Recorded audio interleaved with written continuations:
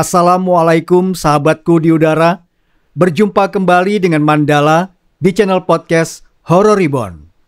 Sebentar lagi Hari Raya Idul Fitri akan segera tiba. PHR tayang terus jangan nih. Komen ya.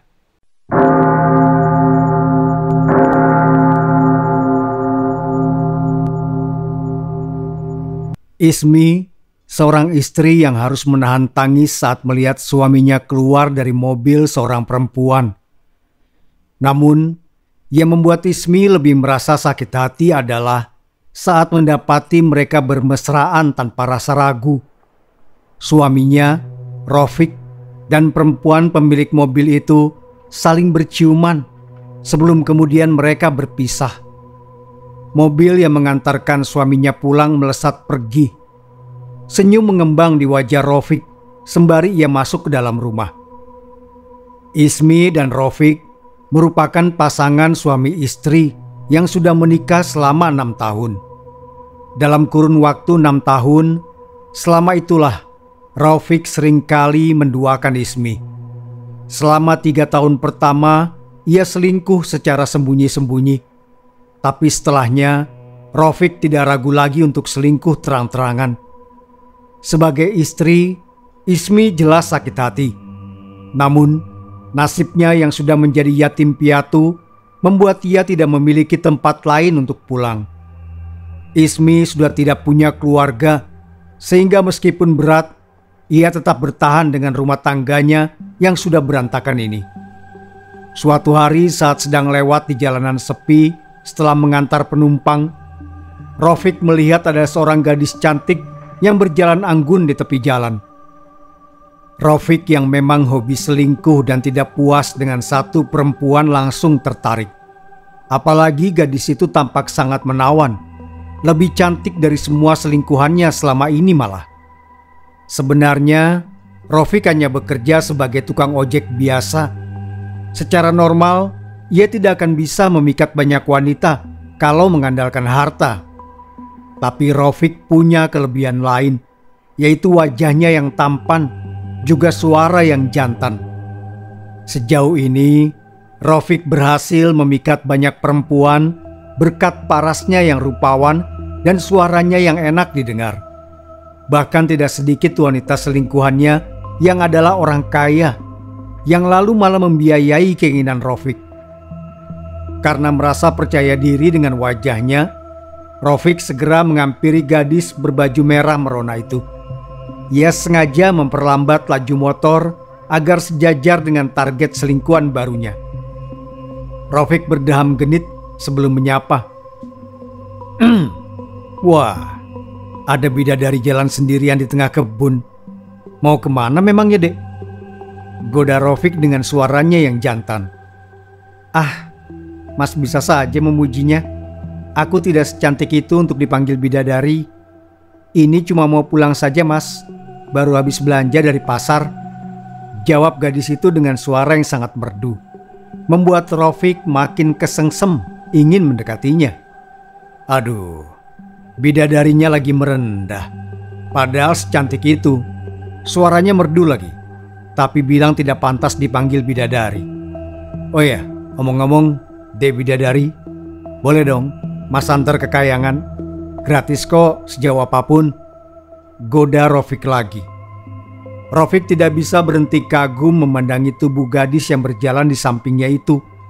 Hingga ia tidak sadar kalau kedua tangannya tidak memegang apapun meski bilang habis belanja di pasar. Masih memanggil bidadari saja, Mas. Namaku Kinasih. Jangan dipanggil bidadari. Kan aku manusia. Kalau Mas mau antar aku ke Kayangan, tidak bisa. Aku tinggalnya di bumi. Tapi kalau Mas mau antar aku ke rumah, boleh. Tapi kapan-kapan ya. Jawab Kinasih tersenyum meladeni candaan Rofik. Keduanya terus berbincang sambil berjalan pelan. Rofik bahkan sampai mematikan mesin motor dan berhenti turun untuk mengobrol dengan Kinasih di samping kebun saking asiknya. Keduanya berbincang akrab meski baru bertemu. Kinasih selalu menanggapi apapun candaan dan perkataan Rofik. Melihat hal itu, Rofik semakin senang. Ia menilai kalau Kinasih adalah gadis yang gampang untuk diajak pacaran. "Dek Kinasih, mau tidak pacaran dengan Mas? Dijamin tidak menyesal. Sudah Mas tampan, Mas pintar juga menyanyi. Suara Mas bagus." Ajak Rofik tanpa ragu setelah mereka mengobrol cukup akrab. Bagaimana ya? Aku mau tidak ya. Tapi Mas Rofik kan sudah menikah. Itu buktinya ada cincin kawin. Masa mau mengajak Kinasih pacaran? Rugi dong aku pacaran sama laki-laki yang sudah beristri. Ucap Kinasih agak dibuat ketus sambil melirik. Rofik agak terkejut mendengarnya. Ia lupa kalau masih memakai cincin kawin. Sesaat ia mengutuk dirinya sendiri dalam hati. Gara-gara selingkuhan yang sekarang tidak masalah kalau dirinya punya istri, Rofik jadi terbiasa tetap memakai cincin kawinnya. Kinasih tertawa melihat wajah tampan Rofik yang mendadak tertekuk. "Bercanda Mas, aku tidak masalah kok walau Mas Rofik sudah punya istri. Tadi itu cuma bercanda saja." Mendengar hal itu, harapan Rofik melambung tinggi. Ia tanpa ragu bertanya sekali lagi, apakah Kinasih mau menjadi pacarnya atau lebih tepatnya selingkuhan. "Mau tidak ya? Jawabannya besok saja ya. Lebih baik Mas Rofik pulang saja dulu sekarang. Besok kita janji ketemu di sini lagi selepas waktu zuhur. Bagaimana?" tawar Kinasih. Sebenarnya Rofik menyayangkan kalau ia tidak bisa memacari Kinasih sekarang. Tapi karena Kinasih mengajaknya ketemu besok, Rofik mau saja. Ia menganggap itu lampu hijau. "Besok siang ya, aku akan kesini lagi," ucap Rofik sambil lalu, meninggalkan Kinasih yang tersenyum penuh arti.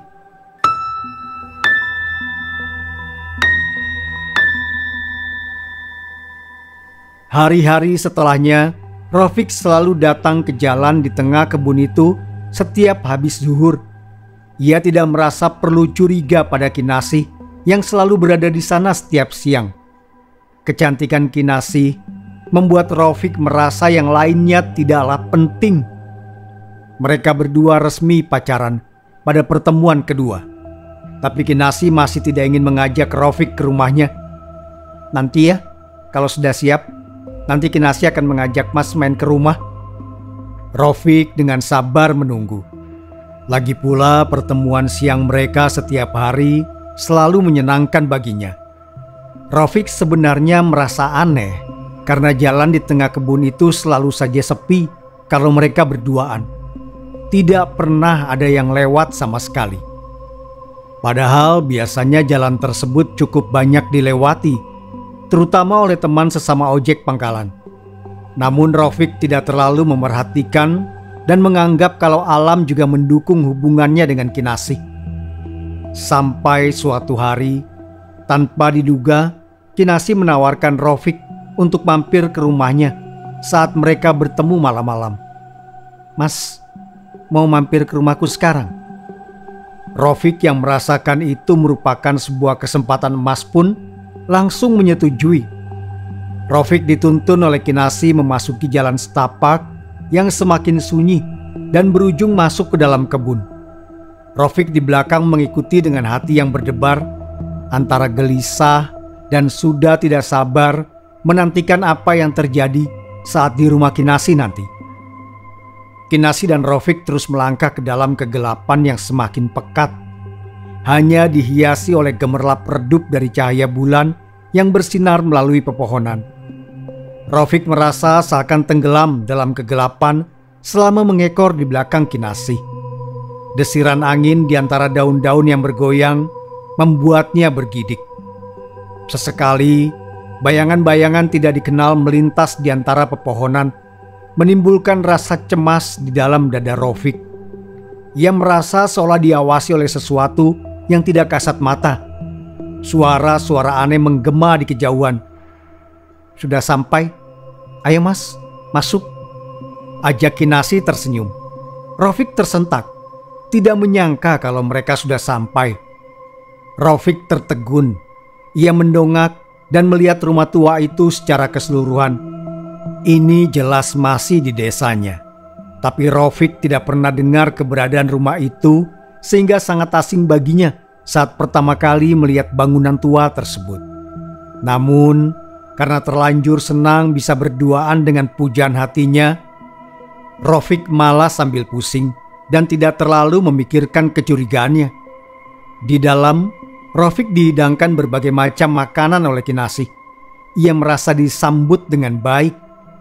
Banyak sekali, Dik. Rofik tertegun melihat jumlah makanan yang disajikan. Iya, khusus untuk menyambut Mas Rofik. Rofik dibuat mabuk kepayang oleh senyuman Kinasih. Mereka semakin merapat. Meski baru beberapa hari, Rofik dan Kinasih tidak ragu untuk saling merangkul, bahkan berpegangan tangan karena mereka hanya berdua. Selama mereka bermesraan, di pikiran Rofik tidak sedikit pun terlintas tentang istrinya yang penyabar dan pasti sedang menunggunya di rumah. "Ayo makan, Mas." Rofik mulai memakan segala yang disajikan oleh Kinasih. Ia makan dengan lahap dan minum saat tenggorokannya terasa serat. Kinasih menyuapinya dengan mesra. Sesekali mereka tertawa bersama, menikmati saat-saat berdua. Namun, tepat saat perut Rofik terasa penuh dan makanan pun tinggal sedikit, ia merasa begah dan kesulitan bernafas. Sedangkan Kinasih menyunggingkan senyumnya seraya menyodorkan segelas minuman pada Rofik. "Ayo, ini yang terakhir, Mas." Rofik meneguknya sedikit menuruti kalimat Kinasih. Ia mengusap-usap perut yang membuncit karena kekenyangan. Seperti ada angin berdesir menyapu permukaan wajah Rofik. Ia tertidur pulas dalam rangkulan Kinasih yang perlahan menyeringai melihatnya sudah terlelap. Rofik berusaha meregangkan ototnya saat terbangun. Namun, ia justru merasakan tubuhnya yang tidak bisa digerakkan sepenuhnya. Dan saat Rofik membuka mata lebar-lebar, Rofik melihat Kinasih duduk di tepi ranjang membelakanginya, sedang ia sendiri masih terbaring di kasur. Rofik menduga akan ada sesi bermesraan dengan Kinasih karena melihatnya memakai pakaian minim berwarna merah. Rofik senang membayangkannya, meski ia lihat ada bercak aneh di sekitar pundak Kinasih. Bercak itu seperti noda tanah kotor. "Kinasih, kamu kenapa diam saja, Dik?" Rofik bersuara. Ia tersenyum karena sudah tidak sabar melihat Kinasih yang masih sangat menawan. Namun, saat Kinasih menoleh, bukannya keindahan yang Rofik lihat, ia justru melotot ngeri menatap Kinasih yang mengerikan. Wajahnya seperti terbakar. Matanya merah menyala dengan kulit-kulit yang mengelupas. Terlihat lendir bercampur darah busuk mengalir dari setiap luka bakar yang terbuka. Rofik memekik tertahan. Entah sejak kapan kulit punggung Kinasih yang semula masih bisa dinikmati kemulusannya oleh Rofik, kini sudah ditumbuhi lebak. Begitu pula tangan Kinasih yang memiliki kuku runcing. Rofik berteriak histeris. Ia memejamkan mata. Tubuhnya yang terus meronta berusaha untuk kabur. Ketika ia mencoba untuk melarikan diri, Rofik merasa seolah-olah kedua tangan dan kakinya terikat erat ke setiap sudut tiang yang berada di atas kasur. Namun anehnya, tidak ada benda fisik yang memegangnya. Seperti ada kekuatan gaib yang mengunci dirinya ke tempat itu, membuatnya terjebak dalam di atas ranjang. "Tolong! Tolong!"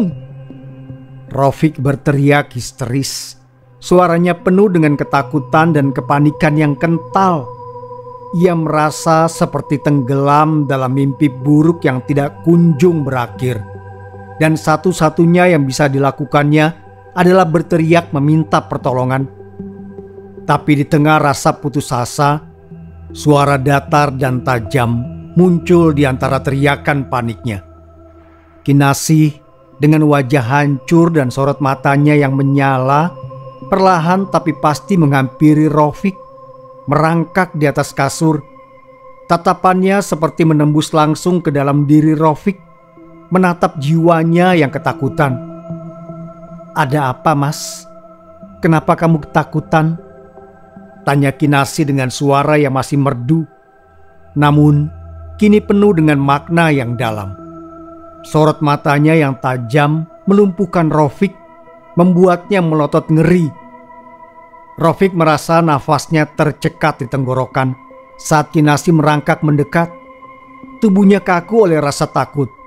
Ia ingin meronta, namun tidak bisa. "Jangan mendekat, tolong.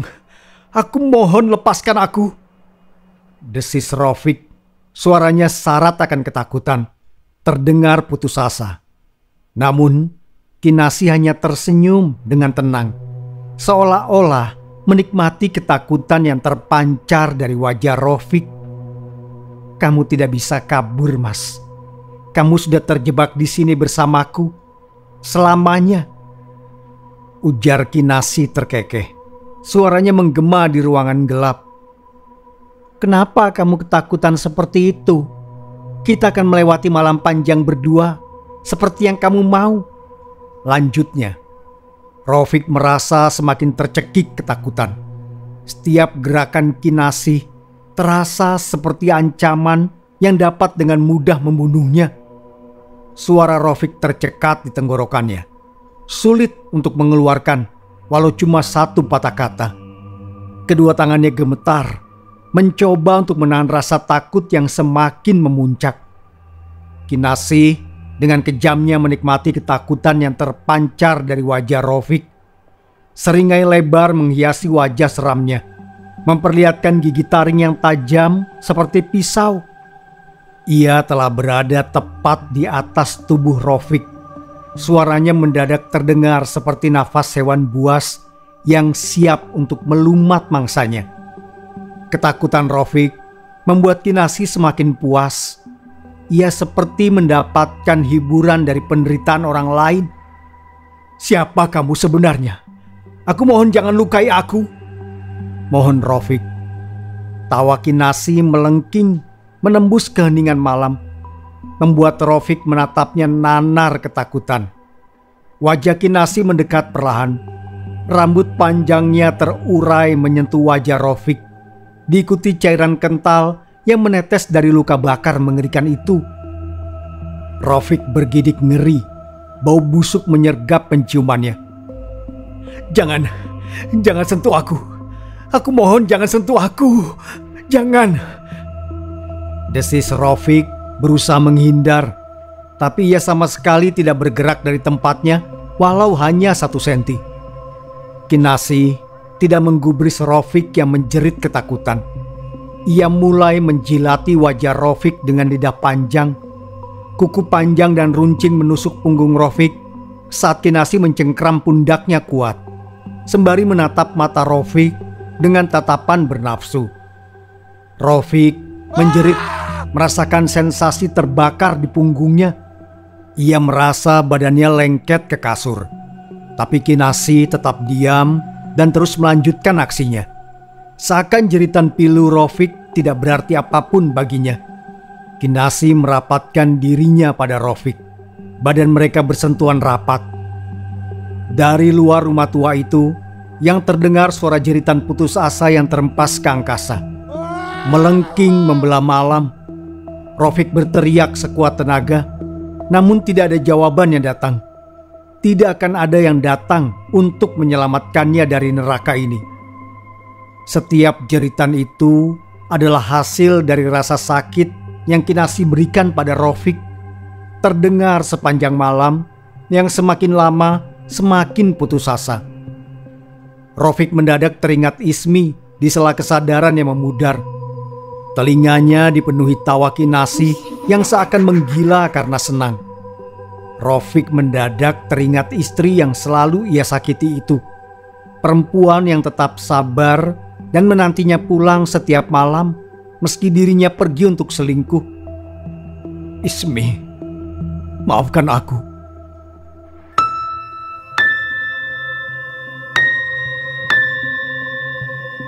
Perasaan gundah gulana menyelimuti perasaan Ismi malam ini. Sudah berulang kali ia menghubungi Rafiq yang tidak kunjung pulang. Hari sudah malam. Kenapa ia belum pulang juga? Padahal sudah seharian ini ia pergi dari rumah.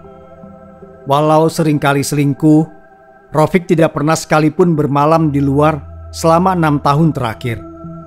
Maka saat Rofik tidak pulang seperti ini, Ismi pun khawatir karena mau bagaimanapun ia tetap mencintai Rofik setulus hatinya. Mas Rofik pergi kemana ya? Kok sampai malam begini gak pulang? Ismi bergumam cemas sambil terus berjalan. Ia dalam perjalanan untuk meminta bantuan kepada para warga untuk mencari Rofik. Waduh, kenapa masih dicari, Mi? Biarkan saja.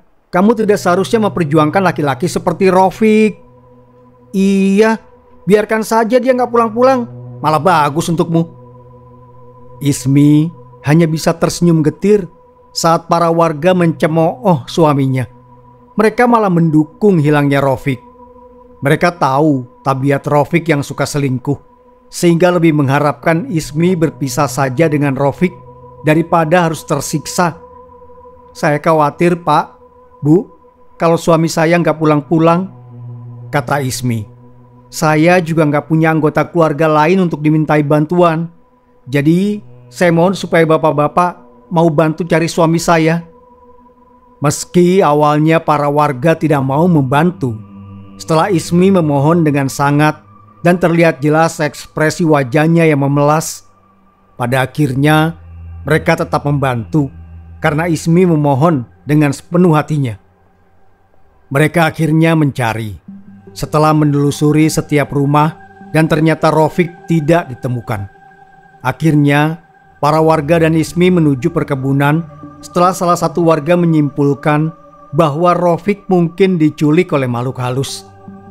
Setelah lama berjalan menyusuri perkebunan tebu yang tiap-tiap batangnya menjulang tinggi, salah satu warga menginjak sandal yang saat dilihat oleh Ismi, ternyata sandal itu milik Rofik. Dugaan tentang Rofik yang diculik makhluk halus pun seakan mendapat pembenaran. Rofik pasti diculik jin kalau sudah begini, celetuk salah satu warga. Ismi terkejut bercampur panik. Lalu harus bagaimana, Pak? Kita harus menebar campuran gula dan ketan di sekitar kebun.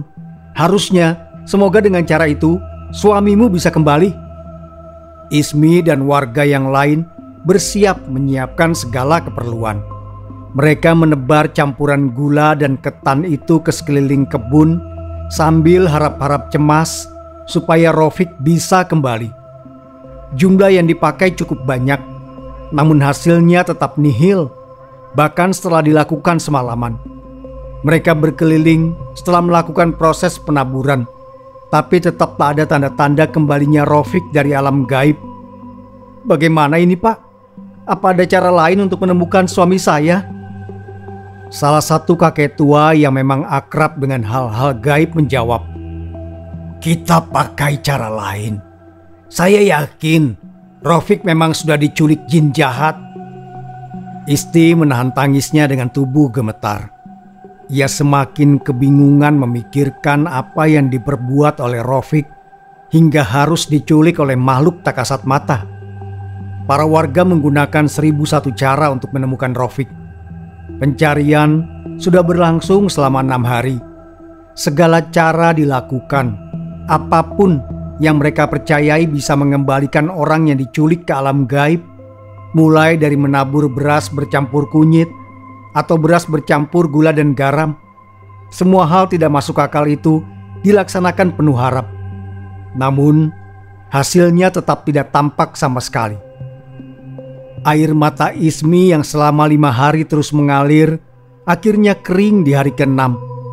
Inilah ia sudah kehabisan air mata. Harapannya seolah pupus karena Rofik tidak kunjung ditemukan dan para ahli spiritual pun tidak bisa banyak membantu. Pada hari ke-7 sejak Rofik menghilang, seorang pemilik kebun yang sedang membersihkan ladang menemukan Rofik di lahan kebun miliknya. Semua orang yang sebelumnya sudah putus asa dalam pencarian segera berlari menghampiri saat mendengar teriakan pemilik kebun tersebut.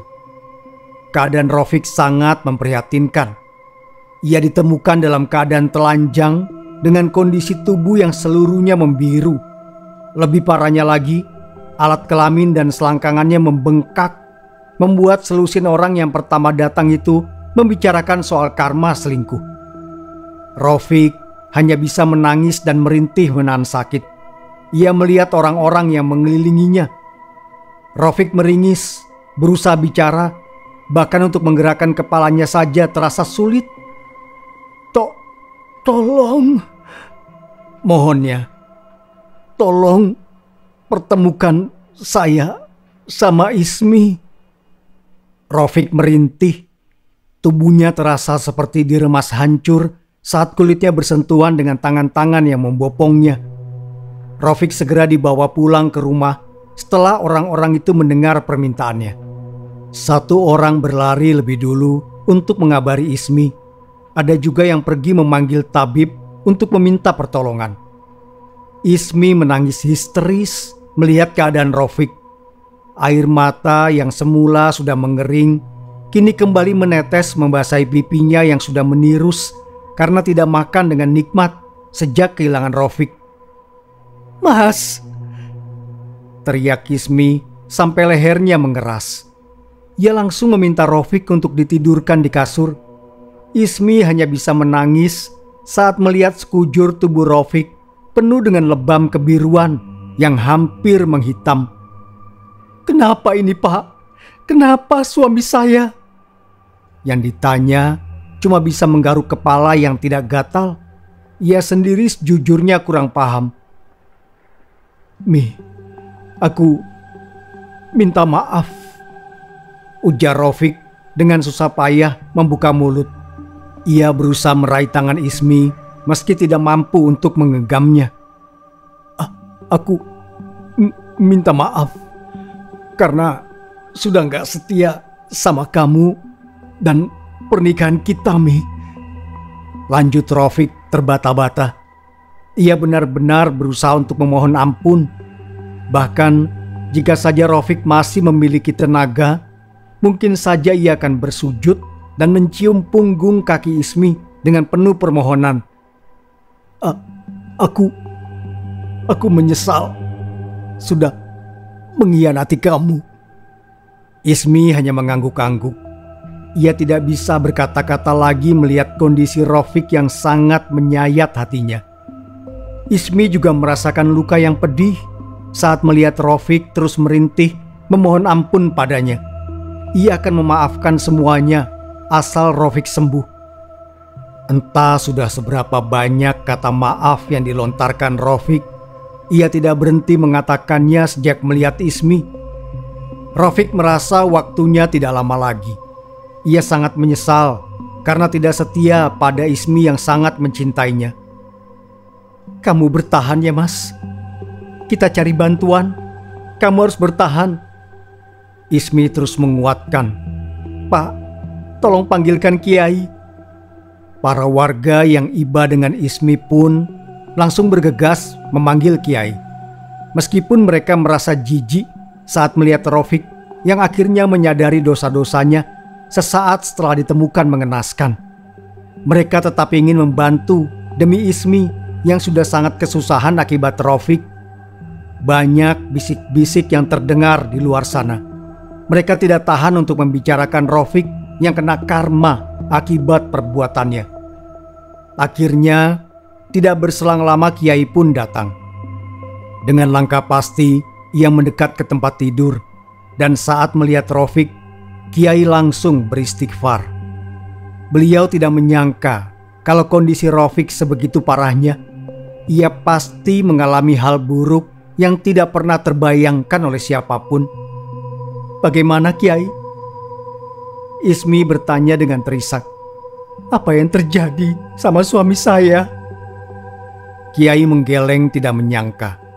Helaan nafas berat menandakan hal buruk yang sudah terlanjur terjadi pada Rafiq. Sangat mengkhawatirkan sekali. Sebagian besar jiwa Rafiq sudah dimakan oleh jin jahat. Katanya dengan wajah yang terlihat sangat kasihan pada Rafiq. Jiwanya sudah terikat di sana dan kita sudah terlambat untuk menolongnya. Ismi tertunduk dalam saat mengetahui tak ada harapan bagi Rofik. Rofik bagaikan mayat hidup saat ini. Tatapannya sangat sayu, tapi ia berusaha untuk terus bicara pada Ismi. "Lalu, apa yang bisa saya lakukan, Kiai?" Ismi berusaha mencari jalan lain. Isak tangisnya pilu meratapi nasib Rofik. "Kita hanya bisa menunggu saatnya tiba." Tangis Ismi semakin terdengar menyakitkan. Isaknya terdengar keras hingga keluar rumah. Ismi tidak bisa membayangkan jika ia harus menghitung waktu hingga tiba kematian suaminya. Sungguh menyesakkan. Ismi sangat ingin menolak takdir yang sudah ditetapkan ini. Namun, apa yang bisa ia lakukan? Melihat Rofik yang terus mengucapkan kata-kata maaf padanya membuat Ismi mau tak mau mendengarkan. "Cukup, Mas. Aku sudah memaafkan," kata Ismi dengan hati yang patah. Selama 24 jam ke depan, Rofik tidak mau Ismi jauh-jauh darinya. Keduanya terus bersama-sama. Ismi memasang telinganya dengan saksama dan membiarkan Rofik terus meminta maaf beratus-ratus kali kepadanya sambil menceritakan apa yang sebenarnya terjadi padanya selama hilang itu. "Maafkan aku, Mi. Aku sangat menyesal. Hari itu aku berkenalan dengan seorang wanita. Aku lagi-lagi menyelingkuhimu.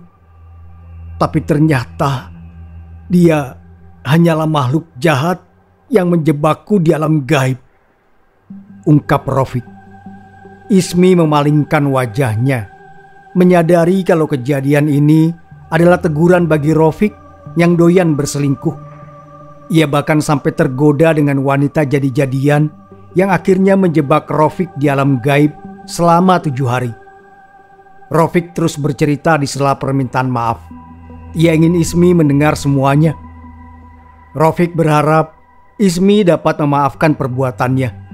Ia mau istrinya tahu kalau kejadian ini terjadi karena sikapnya yang suka selingkuh. Maaf sekali lagi, Mi.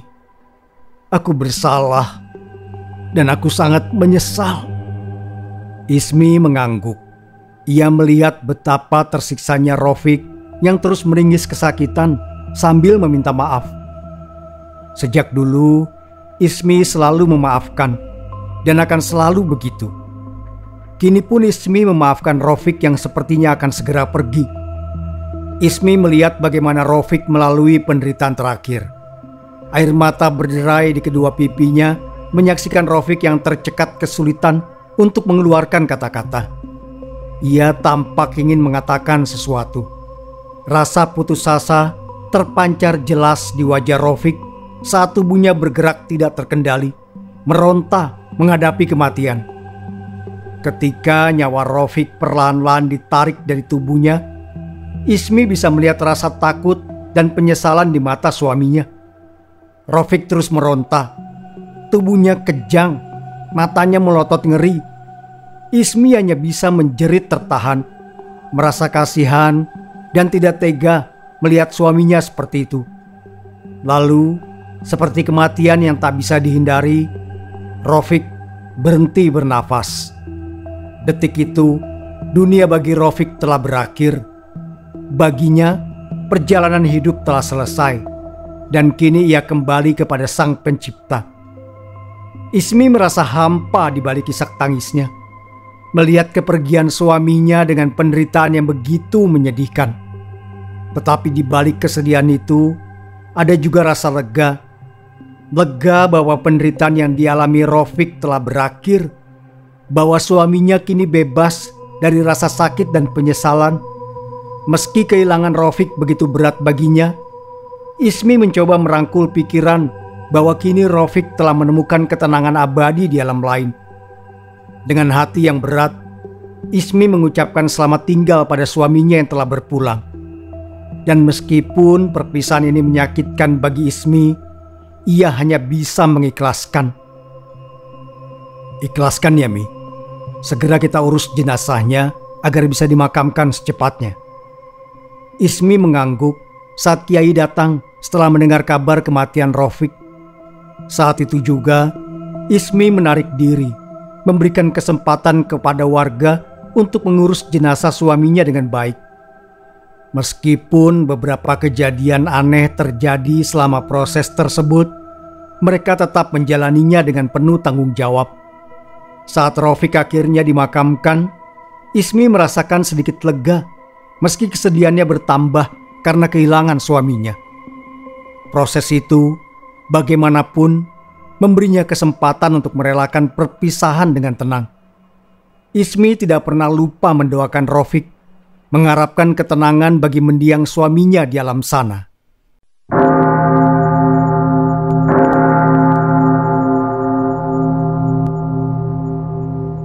Terima kasih sudah mendengarkan. Wassalamualaikum warahmatullahi wabarakatuh. Sampai berjumpa kembali. Sapunyere pegat simpai, paturai patepang deui.